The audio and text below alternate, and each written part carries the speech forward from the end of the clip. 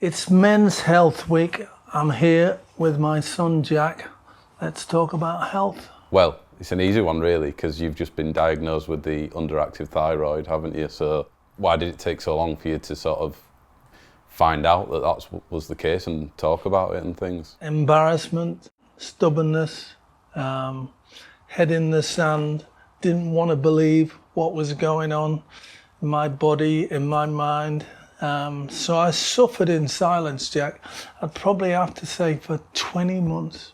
Right. You know, even though people were saying along the way, he's not his normal self, I would just bat it away and say, no, I'm fine. Yourself, Ben, your brother, and my wife towards the end. But I would say for a good 14, 15 months, kept it to myself and thought, because I had good days and bad days, the bad days, I would forget about them straight away because the good days would be back. So it became easy in my head to deal with. But of course, it was the wrong attitude. Well, obviously, a lot of the time, you know what I mean, it's not as, like with this, really, it could have been potentially a lot worse, couldn't it? So it wasn't actually... Well, I thought it was worse. I didn't think it was underactive thyroid. Never heard of an underactive thyroid. Didn't realise that a little hormone in your neck, the size of a butterfly, controlled your brain, your muscles, all sorts of things, your emotions.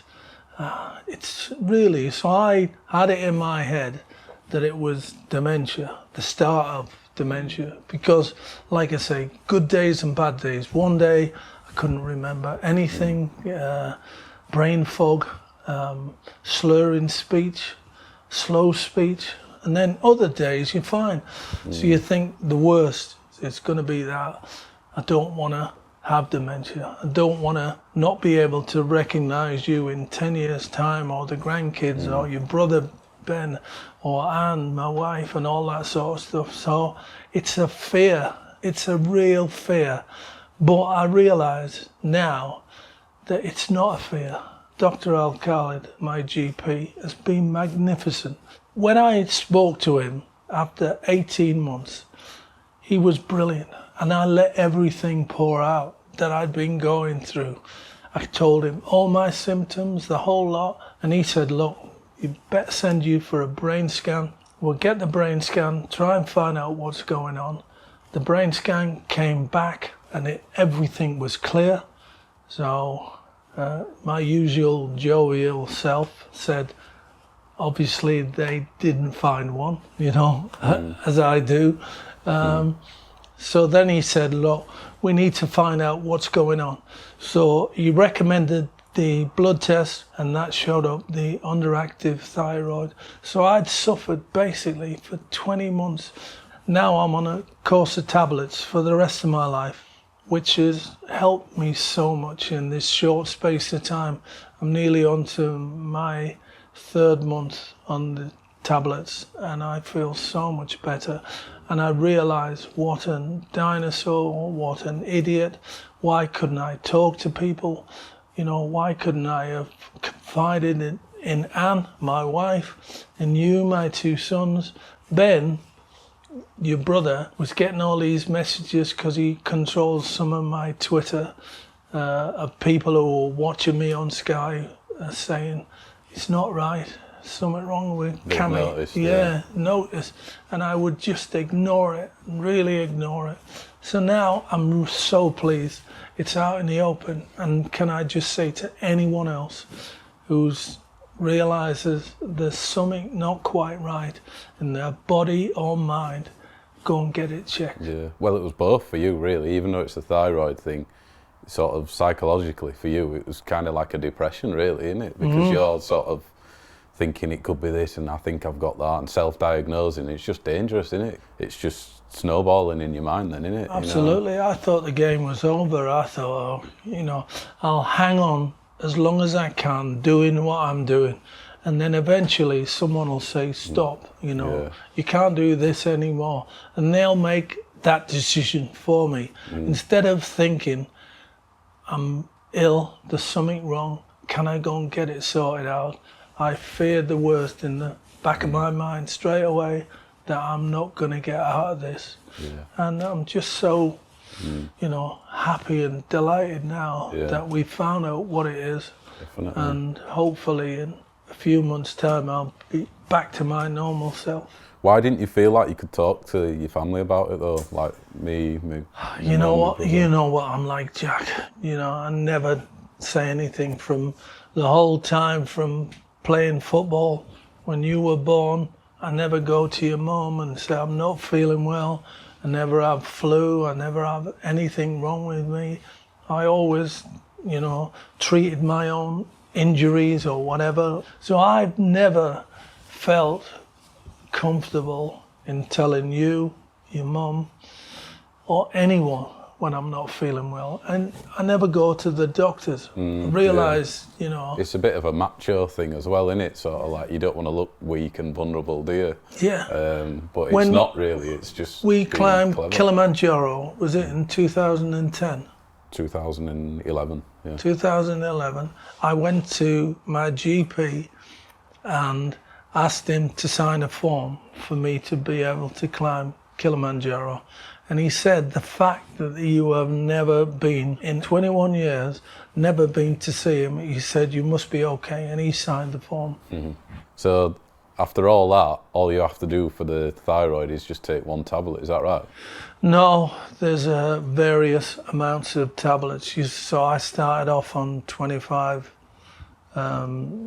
grams or whatever it is, and then 50, and then 75, and I'm on 100 now to try and control it. And once you get to the level, you can get back to being normal. Right, so it's not, in terms of managing it, it's not a big life-changing thing just to manage it, is it? No, not at all, you know.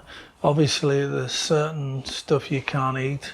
Diet slightly changes, but you know me, and food, I can live without food, never worry me, that sort of thing. Yeah. Do you think it's easier for me to talk to you about my health than the other way around? Do you find it hard to talk to me about your health? I find it hard to talk. I would never say to you I'm not feeling well, but you know, I ask you all the time, how are you, Jack?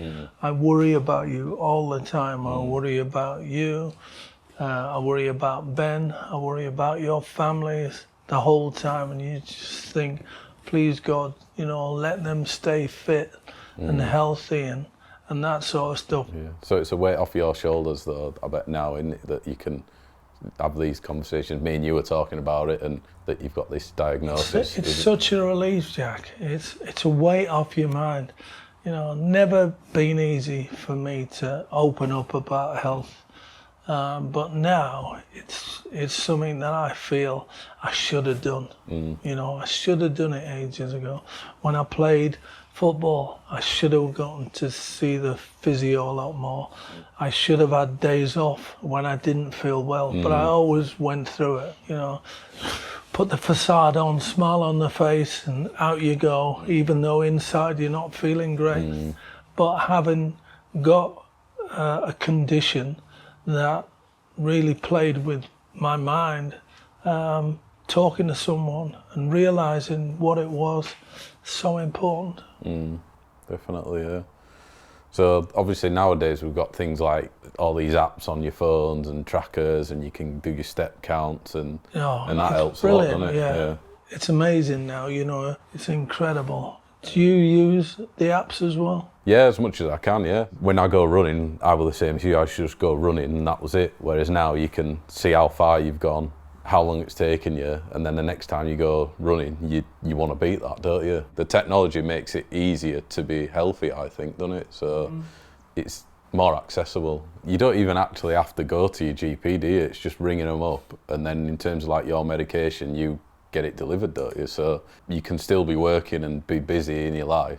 You know what I mean? You don't have to put it off forever, do you? You can just get the phone number, obviously in your lunch break, ring them up, and then just go online and order your medication, and then it gets delivered to your door, doesn't it? Yeah, so pharmacy to you can deliver your meds. Like you say, you need to go and see a GP in the first place, and then check out what your symptoms are, and then order your meds online, have them delivered, no extra charge. So it's important, it really is, but getting that diagnosis first and finding out what is wrong with you, that's the key. Do you think it's a men's thing as well, to be reluctant to talk about health?